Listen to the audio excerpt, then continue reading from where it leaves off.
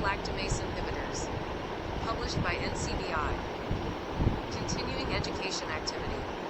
Beta-lactamase inhibitors are co-administered with beta-lactam antimicrobials to prevent antimicrobial resistance. They do this by inhibiting serine beta-lactamases, enzymes that inactivate the beta-lactam ring, which are a common chemical structure to all beta-lactam antimicrobials. This activity outlines the different types of beta-lactamase inhibitors. It discusses the pharmacological properties of beta-lactamase inhibitors, their medical uses, administration methods, side effects, and other properties. It also highlights providers' critical role in correctly administering beta-lactamase inhibitors in combination with beta-lactam antimicrobials and counseling patients regarding medication adherence. Objectives: identify the different forms of beta-lactamase inhibitors, their pharmacological properties, and their medical indications. Assess the potential adverse effects of beta-lactamase inhibitors. Determine the methods of monitoring and administration of beta-lactamase inhibitor therapy. Communicate the importance of medication adherence, routine monitoring of patients taking beta-lactamase inhibitor therapy, and the importance of collaboration amongst the interprofessional team to enhance care delivery. Indications: beta-lactam antimicrobials are used to treat various bacterial infections and are among the most prescribed drugs in the United States, U.S. 1. Beta-lactamase inhibitors are drugs that are co-administered with beta-lactam antimicrobials to prevent antimicrobial resistance by inhibiting serine beta-lactamases, which are enzymes that inactivate the beta-lactam ring, which is a common chemical structure to all beta-lactam antimicrobials. Therefore, beta-lactamase inhibitors are primarily indicated for infections by gram-negative bacteria, as they produce this enzyme. 2. The most common bacteria treated by beta-lactamase inhibitors are the Enterobacteriaceae, Citrobacter, Escherichia coli, Klebsiella pneumoniae, Morganella, Proteus vulgaris, Salmonella, Shigella, Haemophilus influenzae, Mycobacterium tuberculosis, Neisseria gonorrhoeae, and Pseudomonas aeruginosa. 3. Additionally, the gram-positive bacteria Staphylococcus aureus also contains the beta-lactamase enzyme. However, beta-lactamase inhibitors are less commonly used to treat staph due to an alternate antimicrobial resistance mechanism, namely the presence of a penicillin-binding protein, ubiquitous among gram-positive bacteria. 3. Several bacteria have developed extended-spectrum beta-lactamase enzymes, ESBLs, conferring additional resistance against cephalosporin antimicrobials. Enterobacteriaceae and Pseudomonas aeruginosa are notable ESBL-producing bacteria. Research has demonstrated that beta-lactamase inhibitors can effectively treat ESBL-producing organisms, improving our ability to fight these virulent bacteria. 1. Examples include avibactam, combined with ceftazidime, a cephalosporin, to treat urinary tract infections, intra-abdominal infections, pyelonephritis, and hospital-acquired pneumonia caused by gram-negative bacteria, including ESBL-producing bacteria. 4. Amoxicillin, clavulanic acid, treats respiratory tract infections, otitis media, sinusitis, skin infections, and urinary tract infections. 5. Relebactam, used in combination with imipenem and cilastatin, treats pyelonephritis, urinary tract infections, and intra-abdominal infections. 6. Tazobactam, combined with piperacillin to treat community-acquired pneumonia, intra-abdominal infections, skin and skin structure infections, and female pelvic infections. 8. Vaborbactam, combined with meropenem to treat urinary tract infections and pyelonephritis. 9. Tebipenem, a carbapenem antimicrobial used to treat Mycobacterium tuberculosis that inhibits its beta-lactamase enzyme and is the only orally available beta-lactamase inhibitor, only marketed in Japan, not approved in the U.S. 10. Beta-lactamase inhibitors are essential to improving the efficacy of beta-lactam antimicrobial treatment and preventing antimicrobial resistance, which poses a serious public health risk.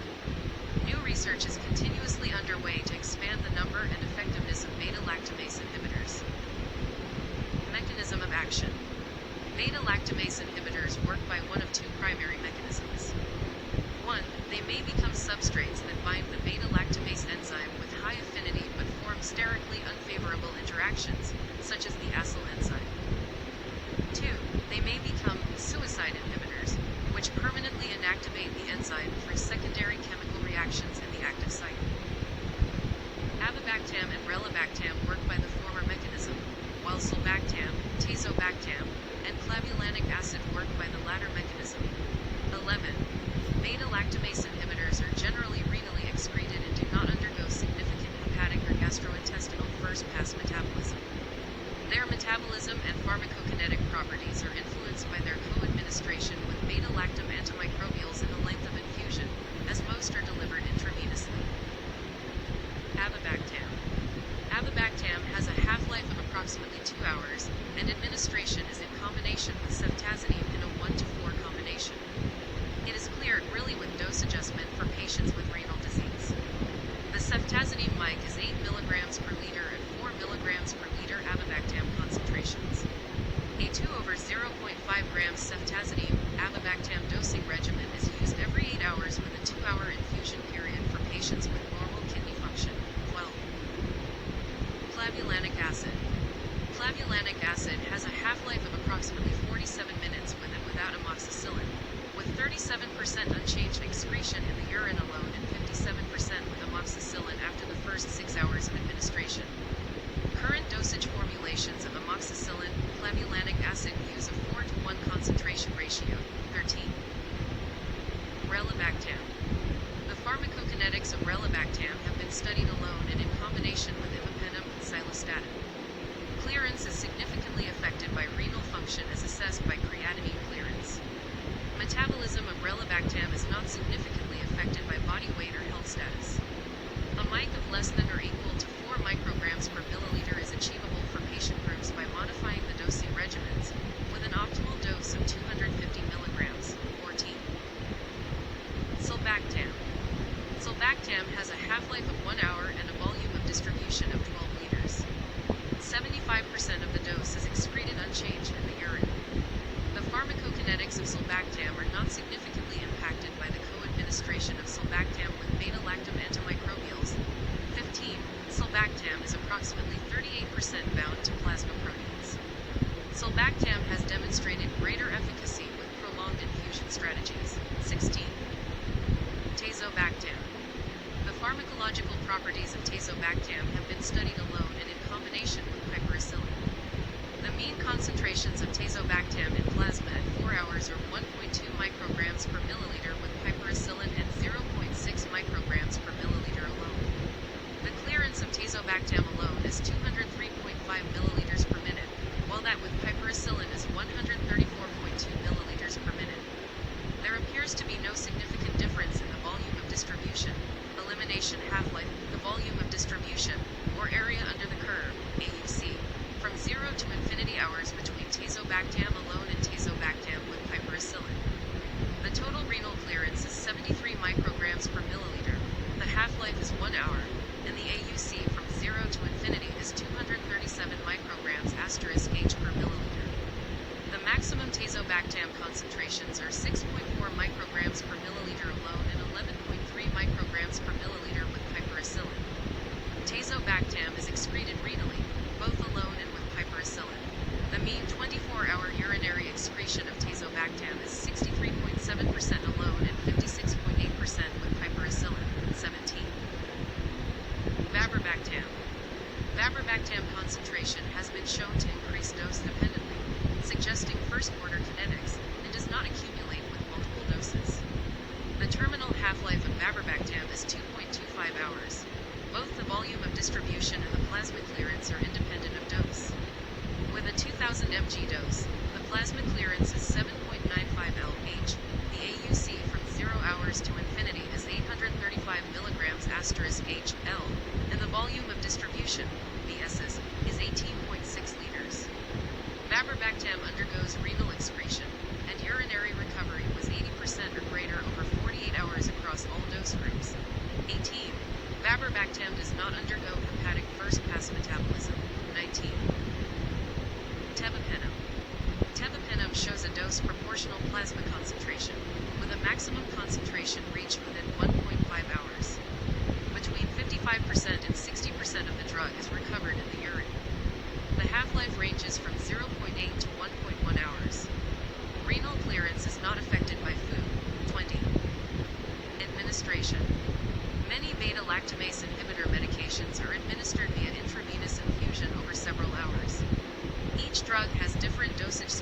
functions, allowing care providers to tailor a patient's medication regime according to his or her unique needs.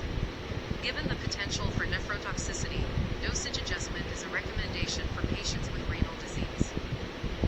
Poor medication adherence is noted among pediatric populations, particularly for dosing regimens greater than twice per day.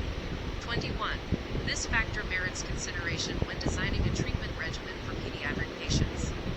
It is also vital to counsel patients and their caregivers regularly regarding the importance of patient adherence.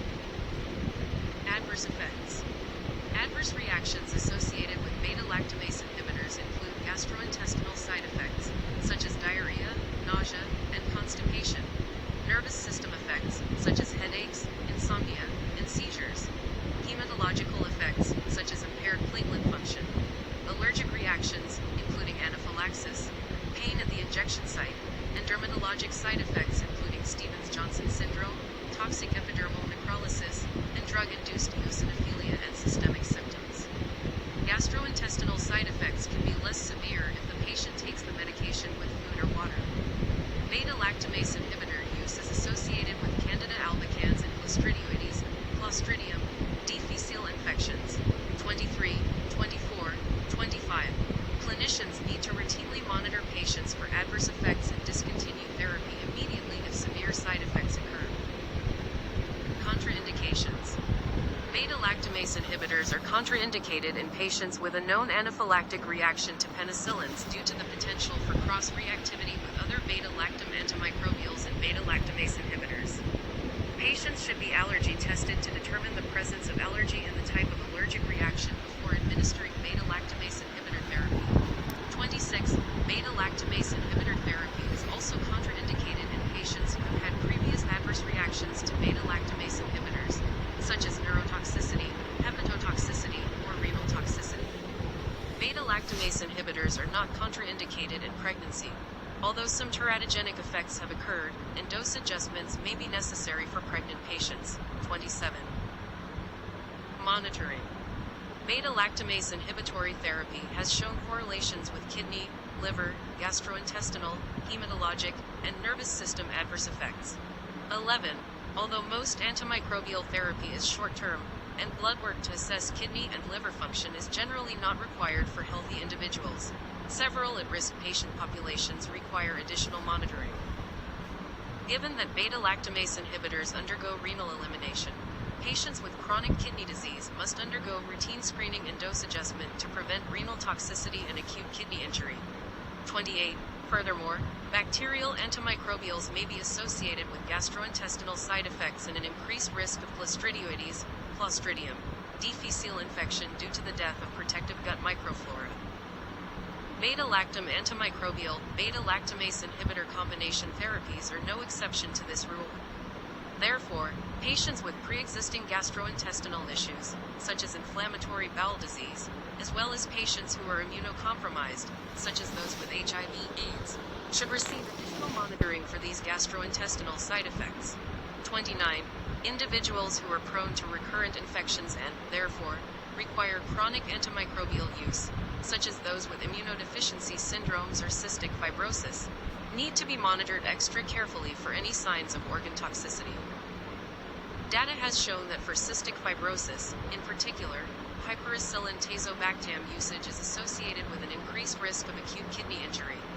30. Drug-drug interactions may occur with patients who are taking other medications that are renally excreted, so it is important to monitor patients on additional medications as well. Beta-lactamase inhibitors have hematological side effects, including thrombocytopenia, so it is important to monitor the platelet function of patients taking anticoagulants, such as heparin or warfarin. 25. Toxicity. Many causes of organ toxicity due to beta-lactamase inhibitor therapy are directly related to the toxic effects of the beta-lactam antimicrobial with which they are co-administered. Allergic reactions can lead to bronchoconstriction, urticaria, intravascular hemolysis, and immune-mediated hemolytic anemia. Neurotoxicity, nephrotoxicity, genotoxicity, and urogenital organ toxicity have also been noted. 31. Though beta-lactamase inhibitor therapy is generally considered safe, The wide array of toxic effects associated with these drugs underscores the importance of routinely monitoring patients taking beta-lactam antimicrobial, beta-lactamase inhibitor combinations. The treatment for toxicity associated with beta-lactamase inhibitor therapy is the cessation of drug use. Enhancing healthcare team outcomes. Beta-lactamase inhibitors are medications used ubiquitously in modern medicine due to their ability to combat bacterial antimicrobial resistance mechanisms. Antimicrobial resistance poses an enormous global public health challenge. 32.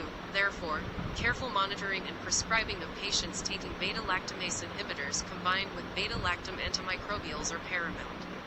Interprofessional health teams of doctors, nurses, pharmacists, and other healthcare professionals must work together to determine the necessity of treatment and counsel patients regarding the proper administration of this class of medications. Patients must complete their entire course of medication and must not share this medication with others.